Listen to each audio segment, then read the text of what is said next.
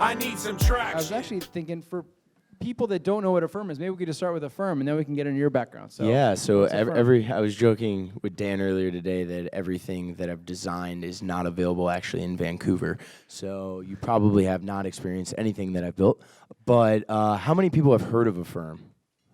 Okay, so a few people. That's good. Oh, I can't make everything up now. Oh. Great. Yeah, so we are a point-of-sale financing basically piece of technology. So we integrate with a merchant's point-of-sale system. You might go on a website like Casper or Wayfair or Walmart.com, see something you want to buy, like a television, a couch, something like that, and see that it's like $1,000 or as low as 70 or 80 bucks a month. So that little piece of text string right there, that's us. That's our API that's serving up actual financing program on the other end that allows the customer to actually pay in monthly installments over time. And so after that, the merchant obviously ships the item, and then the consumer pays it back over time with a personal relationship with us. Mm-hmm. So yeah, we are a POS lender.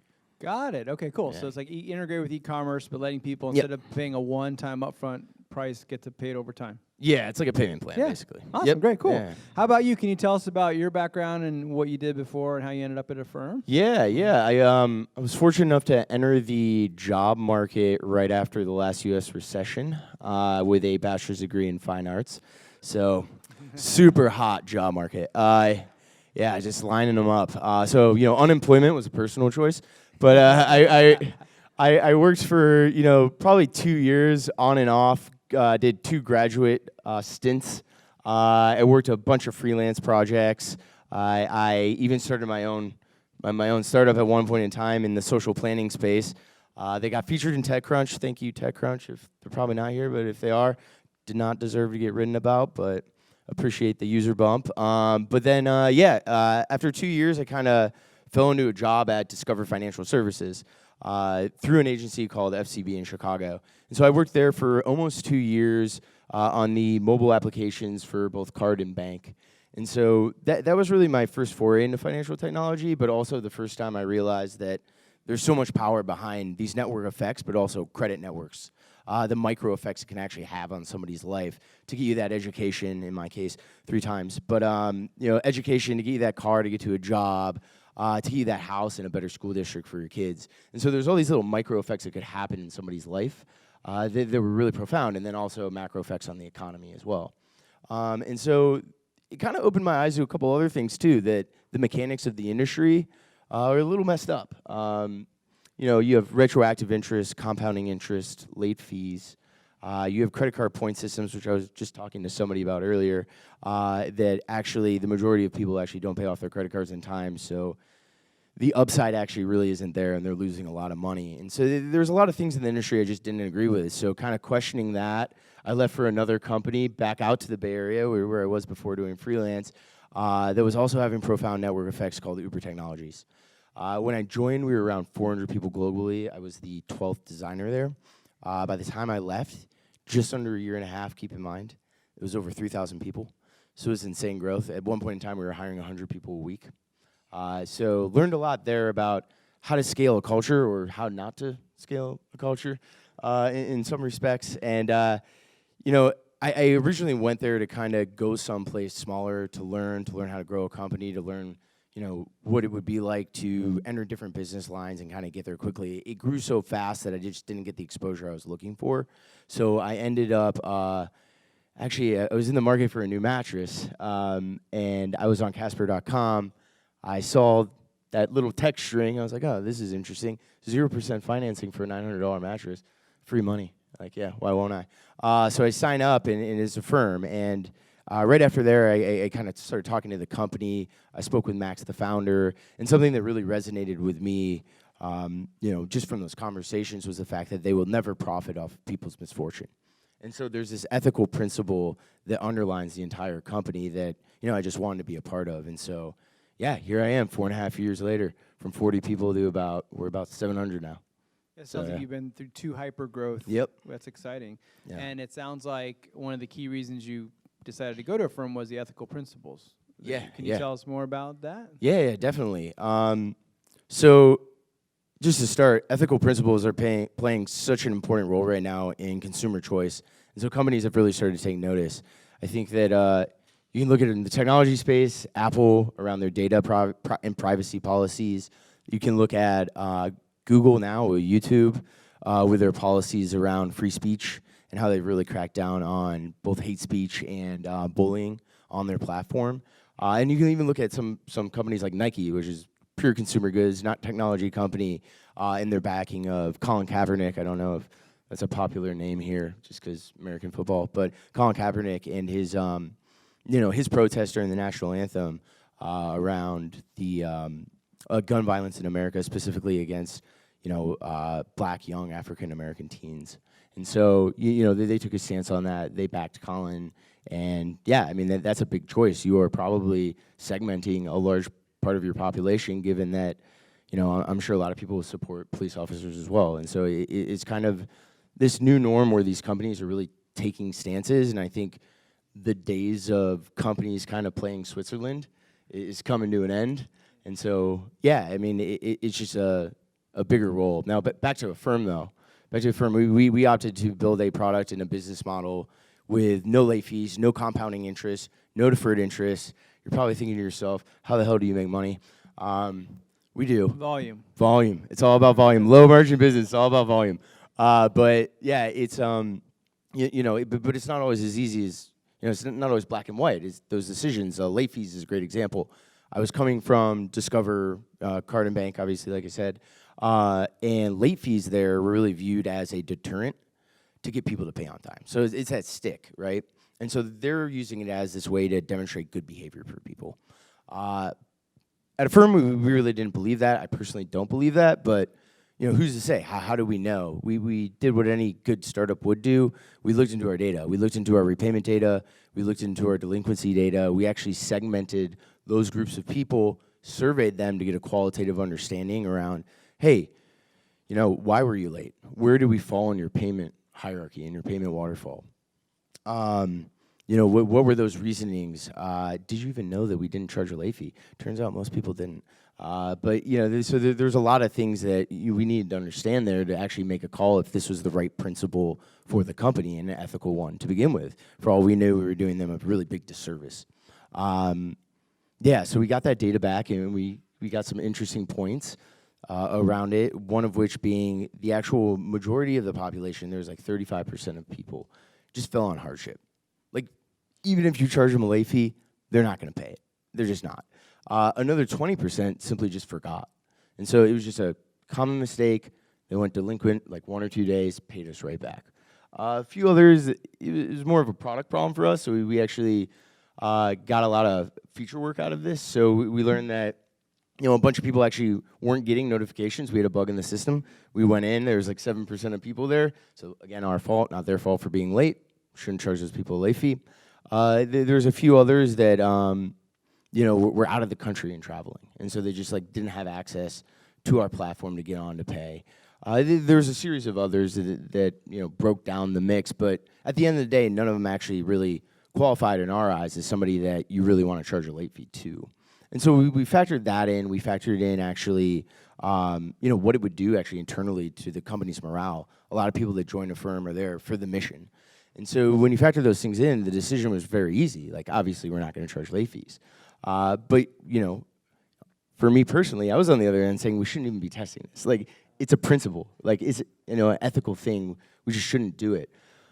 I was wrong. I mean, the data was, strengthened that principle. We can now have conversations around that. We can now have, with new people that are coming in, we have a lot of people from Capital One, a lot of people from American Express coming in, and so we can actually have these conversations in a very informed way. And so, I guess my advice to everybody in the room would be establish your principles early. Don't be afraid to stress test them, though. You're going to learn something, one way or another. It might shape the view of your world, the way you view your company and product, or it actually might, at the end of the day, just strengthen that principle altogether. Yeah, you see some good examples of companies that made their values clear, principles, because I was lucky in my early market, I worked at Intuit, and so we had these 10 operating values, and people would actually use them in meetings. It's pretty cool. I can imagine when you've got a small startup, it's pretty easy to make sure everyone's on the same page and reinforcing that, but we talked about hypergrowth. So as you're growing, how do you maintain that? Whatever cultural norms or principles, what advice do you have on how to maintain that and deal with some of the challenges of growth? I mean, it's hard. It's definitely hard. I think having an open mind is one way, and having those conversations with people. At the end of the day, we're all people. We get in a room, we have a conversation about it. Hopefully you're stress testing these things so that when ideas do come up, you either have the answer or you're willing to go out and actually find it. And so, yeah, I think that's really the only way to do it, because like you said, in the early days, it's really easy. Everybody's on the same page. It's the reason they joined the company. They're going. When you hit a certain maximum, like, there's just too many people. Yeah. Okay. Let's switch gears, talk about design. Yeah. And so design has obviously become generally accepted as more and more important over the last, 10, 15 years, which has been a great trend. Yes. Yes. And one of the things I see some companies do a better job at is making sure design is really impacting the business versus just kind of, for lack of a better term, making things look pretty or, moving pixels around. So Totally. how do you think about, as head of design, making sure that you and your team are actually making a business impact with design? Yeah. It's changed over time, definitely. When I joined Affirm, it was 40 people. Everybody was on the same page. We got to get this shit done. We got to find product market fit. We only have, maybe a 6 to 12 month runway. Our vision's, 6 to 12 months out. We're not thinking 4 years from now because we just don't know if we're going to be in business. And so it's all hands on deck. And so the impact's very clear of each role. As it's grown, I've kind of started to think of impact in a couple different ways. The product impact, which I think, is very closely tied to the way things are at first. You want to understand what problems are you solving deeply. You want to understand, actually, is that solution solving that problem for people? So, it's about solving that right problem. It's about solving that in a quick way where you're learning and you're iterating very quickly. And so that's kind of one focus area I think of, is just like product impact there. How are you driving those key metrics? How are you doing it in an efficient way for the company? Another one I like to think about is financial impact. And so this one's been more recently as we got into scale, something that we did really well at Uber. You can think in terms of like design systems. How are we cutting costs for the company? How are we making the company more efficient? Design systems, obviously you're maintaining only one code base, only one front end. And so your ability to move quickly on different product initiatives, keep consistency in the user experience, and leverage these APIs that these developers are building for one another saves the company a lot of time, cost, technical debt, so on and so forth. Another way to look at it is like through the operations lens, so service design. How are we improving efficiencies for our call centers, things like that. And so we've built a lot of tooling around that. We've done a lot of self-service things around that to cut on costs. Another bucket that I've been thinking about more recently, as we've been really thinking about like our 3-year vision at Affirm, now that we've kind of found product market fit, have some good traction, is strategic impact. So how is research actually discovering things in the market for us, whether that's through market research, talking to customers, looking at other products out in the market with product management, with design. And then on the design front, how are we actually making that vision tangible so that we know all those decisions we're making along the way in the user experience are laddering up to something that, hopefully will be the vision long term, but even if it moves a little bit, it's at least in the right direction. And so the last one I like to think of is cultural impact. I'd say this one's definitely harder as you get into the hypergrowth because there's just so many people entering the business, but and people have talked about this earlier, Sean, I believe, did on the Zendesk stuff. How do you build empathy organizationally so that you know that people are really solving problems for your end users, whether that's a merchant, whether that's a customer, whether that's a financial partner of ours, as well as, I forgot what I was going to say there. But yeah. So that's pretty much it. Okay. That sounds good. And is there some recent project you can talk about and like how you thought about the impact that it had? Like, how you evaluated it, Yeah, there's a few. I think I can talk about or a longer term one. Our Anywhere products. So nobody knows our products. Yeah. A little bit. Our Anywhere products. So we had this problem that we realized with consumers, where they want to use us more places. It's a good problem to have, but the integration time for a merchant takes a really long time. That user has to go to that merchant site in order to use the product. And so, we had all these blogs, we had all these Facebook groups of people saying, like, hey, I just want to use your product at Nordstrom's, or I want to use your product, at Target or something like that, someplace we weren't integrated. And so what we did was we were actually doing this lighter integration on a technology side, and we realized that, did this just go out? Okay. We realized that we could create virtual credit cards for customers and allow them to use them anywhere. And so we were using this as like a lighter integration tactic, and we realized, actually, we can make a credit card out of thin air for somebody, put it in our app, let them put it in their wallet, and literally use Affirm Anywhere. So hence the name Affirm Anywhere. The first version of this was in that product impact point. We were, really scrappy. I think we built the prototype and eventually launched it in about 6 weeks. And so it was, hey, we know we got this thing. Let's just put a couple iterative prototypes in front of people, understand kind of some sentiment around it. Do they understand what's going on? Are they, once they get that card, do they know how to use it? Luckily, there was some pretty good comprehension there. We launched it to market.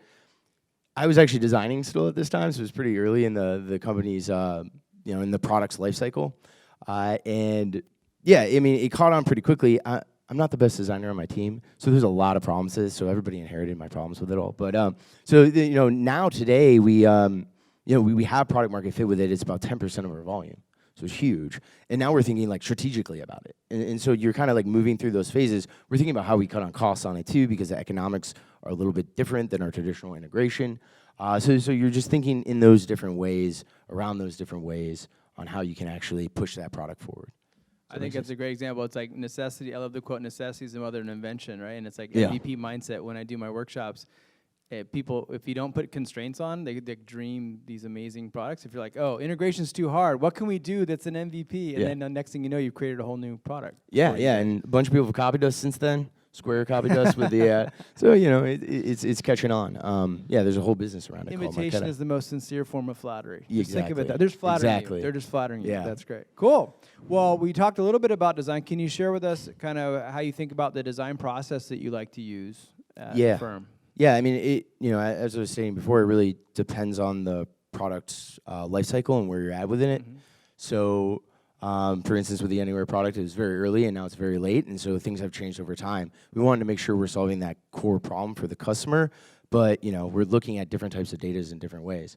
And so, early in the process, we are in a product's life cycle, we might be looking at, more market research. Is there a demand for this? And then qualitative user research around, hey, do we think that this is going to solve that pain point qualitatively?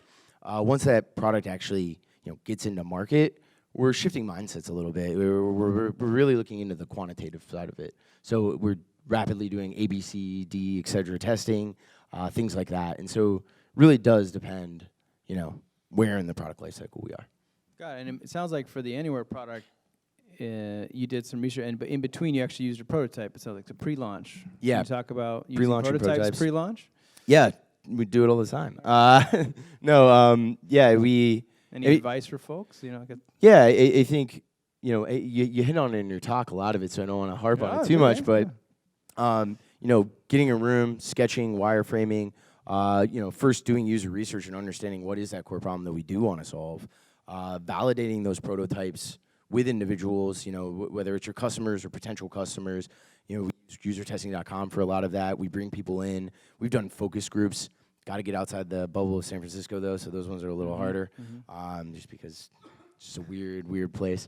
And so we just do it quickly, and we try to get to something quickly, and we try to get it out in market quickly, because at the end of the day, until we actually have people using the thing, we start getting real data on it, we don't really know what we might have. So do it quick, get it done quickly, and push forward. Just know that, and understand that hopefully you have the support from your leadership team to do that. Cool. Yeah. So what I'm hearing is like early phase, like a lot of discovery, research.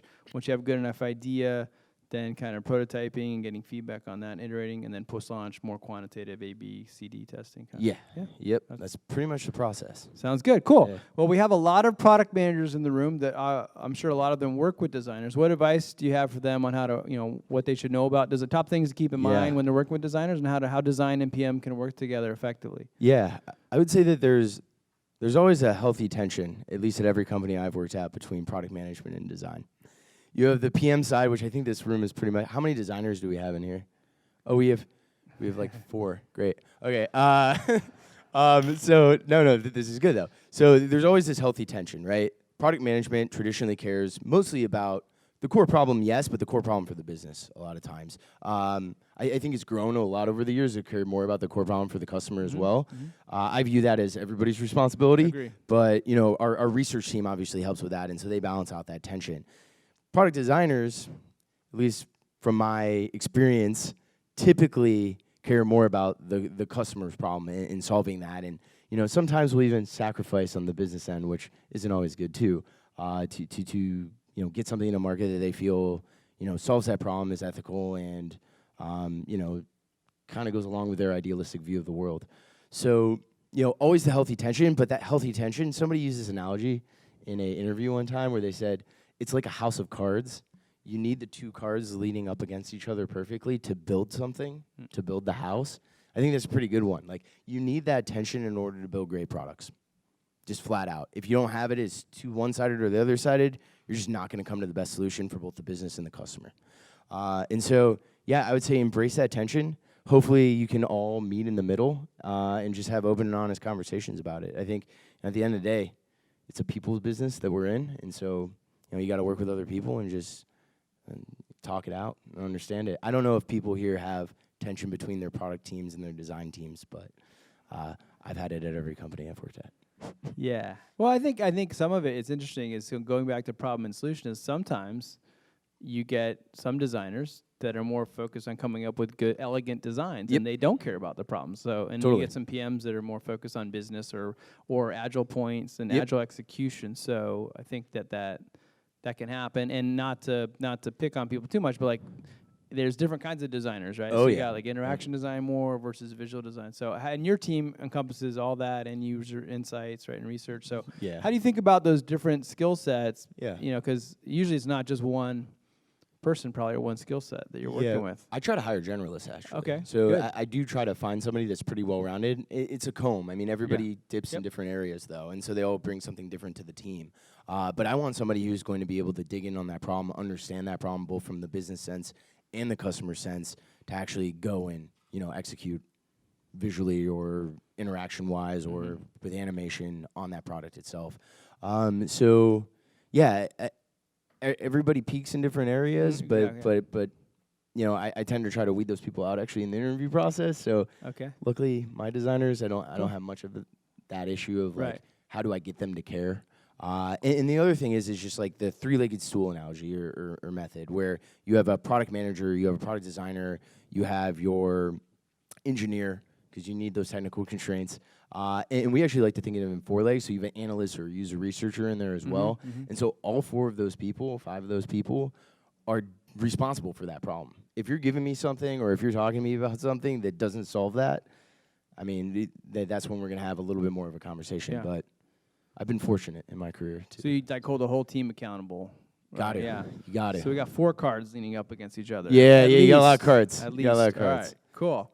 Yeah, and just to tease out, you mentioned the word comb. So what we're talking about is like a broken comb. So like you may have heard of like a T-shaped person who's like, you know, a little bit good at a lot of things and deep in one area, say visual design.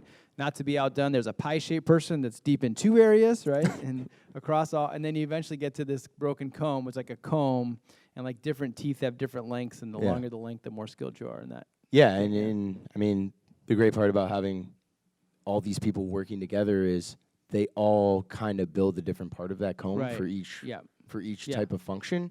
And so when you place those people together, you got to think about that organizationally. Who are you putting together? How are they going to benefit from working with one another? What do they bring to the table? And how actually are they going to develop those areas of that comb over time? And hopefully, you know, then you have really, really solid, well-rounded people working on these problems. Yeah, so if you take the 4 people and you put the combs together, hopefully where one person's weak, someone else on the team is strong. Yeah, and hopefully they're helping each other build the... Exactly, they're learning from each other. Yeah, right. exactly. Cool, okay, that sounds good. Yeah. Well, one thing you touched on briefly, I guess, in when you're scaling, and this is a hot topic in the design community right now. If you go to all the UX conferences, design systems, it's like a hot topic. Very hot. Topic du jour. Yeah. That can obviously be a helpful tool as you're scaling. Can you help? Well, first off, can you explain, since we don't have the main designers room, what is a design system and why should we care about it? Yeah, definitely. Design systems are basically components at the end of the day of base elements that build out the user experience. And so, you know, you have buttons, you have typographic styles. You can kind of go from base elements up to more complex, like what we call stories in a lot of ways, where you have a combination of elements that make up maybe like a payment view or something like that. And so, yeah, it's basically those base elements, which we design with all the time. Hopefully designers are always thinking in systems.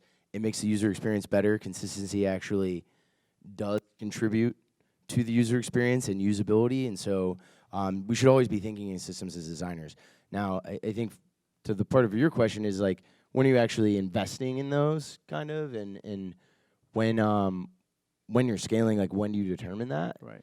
I think that really depends. So you got to be pragmatic about it, I guess, is the easiest answer, and ask yourself a lot of questions. If you're like redoing your front end a bunch or something like that, you probably don't want to invest in a design system because you're wasting a lot of work. You're building out APIs that are just going to change, people aren't going to use. If you don't have front end engineers, you're probably not building one. If you if you don't have engineers in the building that you think that can actually educate, I guess, on how to use it and build adoption, because that's the other part of the problem with design systems is actually adoptions within an organization. And so, if you don't have that, then maybe not the right time to invest in it. But then when you start to get into things like, hey, we have a bunch of technical debt and people are rebuilding the same thing, which happens at every company I've ever been at. Maybe time to consider a design system and consolidate some of that stuff so that you're not maintaining as much code there. You're cutting costs for the company, you're enabling teams to move a little bit quicker. If you're dealing with things like localization and you're going international, which Affirm luckily isn't yet, but Uber was all over the place, you definitely need a design system. It's really the only way to scale your front end to account, for different languages and things like that. Another thing would be in regulation, actually. Regulation, believe it or not, Uber did comply with regulation in some areas. And then the other one would be like ADA. So if you're looking into compliance for, servicing people who are blind or hard of hearing or vision, those are definitely moments where like, hey, you should be considering investing in a design system, because that way everybody that's building a new product or revving on a product gets that for free. So.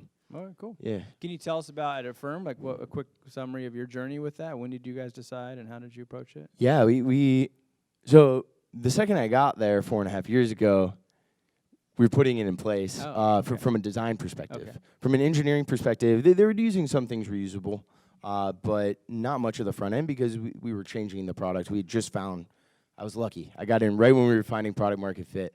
I don't know if I could have dealt with it if we got in before, so kudos to all of you who are working at very, very small stage startups right now. So we had started actually investing in that from a design perspective. And I would say about a year later, we actually started the process of building out a component library in React. And so as we were building it out, obviously just building it's not enough. You eventually have to migrate all of your products from it too. So by the time that year rolled around where we were actually in a good place, we had like 8 different products. And I was telling you about this, we love to build things.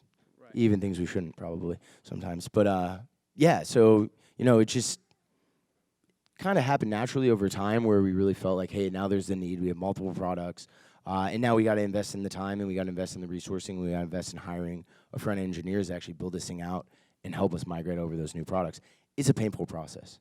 Like, it is very, very painful, but it's a necessity as you scale. So I don't know if that was a good answer to the question, but fact, why don't we close out with what you said? Like, it sounds like your company couldn't resist the temptation to build stuff on their own. Yes. I'm sure anyone here have that issue at their company where the engineer's like, we'll just build it ourselves, right? So it sounds like you've got some good lessons learned there. What advice do you have for people, PM specifically, to combat that and prevent their teams from doing that? It's we learned the hard way.